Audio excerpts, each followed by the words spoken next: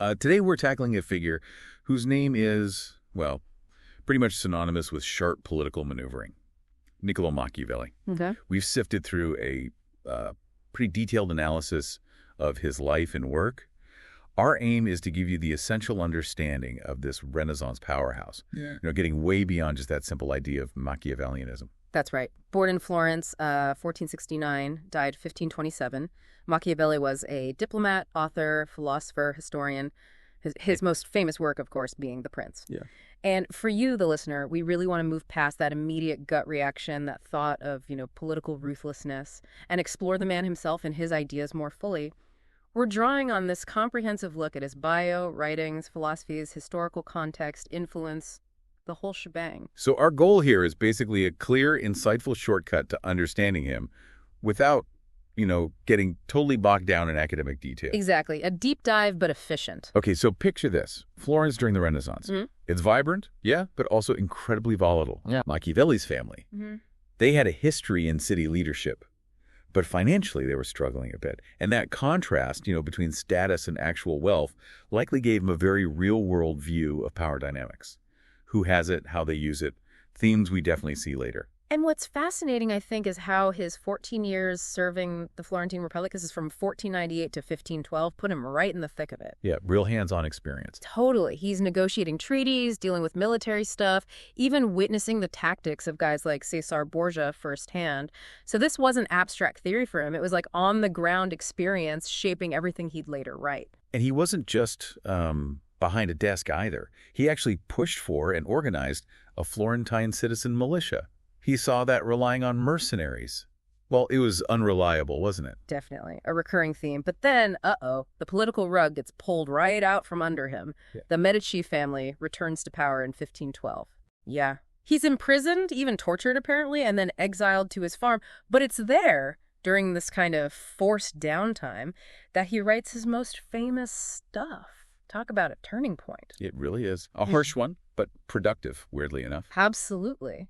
And it's here we get to his big literary legacy. The Prince, it's essentially a handbook for rulers, focusing specifically on principalities. Right, how to get and keep power. Mm-hmm. It digs into the nature of power, introduces these key concepts like virtù, that's virtu, sort of skill and prowess, and fortuna, meaning fortune or luck. And of course, that really controversial idea. Yeah, that a leader might need to act outside conventional morality. Exactly. When it's necessary for the state's security. Effectiveness over traditional ethics sometimes. That whole better to be feared than loved thing always gets people talking, doesn't it? Always. But then you have the Discourses on Livy, and here he's looking back at Roman history and actually making a case for republicanism. Which seems almost contradictory. Well, it shows a different side. He talks about civic virtue, liberty, the importance of citizen participation, and even sees a certain amount of conflict within our public as potentially healthy. So it's like the Prince is the how-to for a single ruler, and Discourse is more about the ideal structure. That's a good way to put it. That apparent tension is really crucial for understanding him. We also have the art of war, again pushing for that citizen militia, seeing war as politics by other means. And didn't he write plays, too? He did. The Mandrake La Mandragola. It's a satirical comedy, pretty sharp, critiquing the corruption and moral compromises in Florentine society. Some people even read it as a kind of political allegory about Medici rule. Huh. So even his comedy had a political edge. Mm. Shows his understanding of human behavior, I guess. Definitely. How easily morals bend for personal gain. He also wrote histories, like the Florentine histories. Okay, so let's boil down some key concepts. Political realism seems central. Absolutely. Focusing on the effectual truth, as he put it. How power actually works, not how we wish it would work. Separating politics from traditional ethics. And for two, it's not just virtue in the moral sense, is it? No, not at all. It's more like the skills, the adaptability, the prowess, sometimes ruthlessness that a ruler needs to govern effectively and manage Fortuna. Fortuna being those unpredictable forces, fate, luck. Right. Stuff beyond the ruler's control. Machiavelli believed virtue was essential for resisting or navigating Fortuna. You couldn't control it completely, but a skillful leader had agency. And the state itself. For him, the state was the fundamental tool for order and security. Its interests, guided by the ruler's virtue, could sometimes take precedence over everything else. This leads to that idea of necessity. Meaning rulers sometimes have to do things that seem immoral. Precisely. based on the political circumstances for the preservation of the state itself.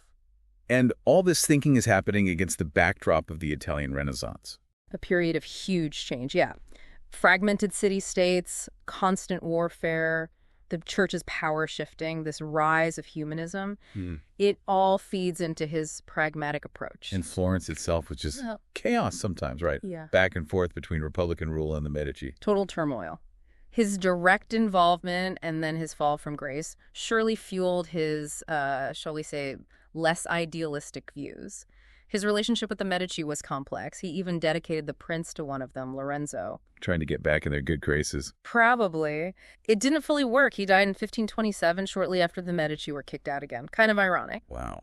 So his lasting impact is undeniable, though. Oh, huge. He's often seen as laying the foundation for modern political science, shifting the focus from idealism to realism. Real politics owes a lot to him. And other thinkers picked up on his ideas. Definitely. Rousseau, Hobbes, Harrington, later figures known for pragmatic politics. His insights really seem to transcend his specific time, even in literature. The Machiavelli villain. Exactly. That stock character in Elizabethan plays like Marlowe and Shakespeare. Cunning, immoral. But his legacy isn't straightforward, is it? Lots of criticism early on. Oh, yeah. Condemned by the church, seen as a teacher for tyrants, accused of atheism, immoral cynicism. The works. So how did Machiavellianism become, like, the word? It emerged later, maybe 17th century, defined as this philosophy prioritizing state power above all else, using any means necessary, deceit, violence, whatever it works.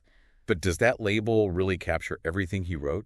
Especially the Discourses. That's the debate, isn't it? The term Machiavellianism might be too simplistic. It highlights the cunning, sure, but maybe misses the nuances, like his Republican leanings or his focus on stability. It really underscores how complex his legacy is.